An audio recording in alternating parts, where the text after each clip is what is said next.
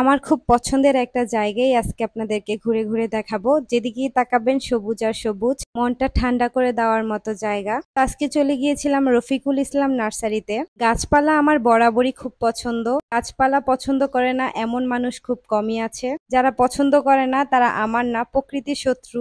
আমি কিছু গাছ এনেছি বাসায় রিসেন্টলি। আপনারা অনেকেই গাছগুলা খুব পছন্দ করেছেন, অনেকে কমেন্টে বা মেসেঞ্জারে আমাকে নক করেছেন কোথা থেকে আমি গাছগুলা কিনেছি। বারান্দায় ঝুলানো যে গাছগুলা ছিল অর্কিড প্রজাতির, ওইগুলো আমার হাজবেন্ড ঢাকা থেকে এনেছে।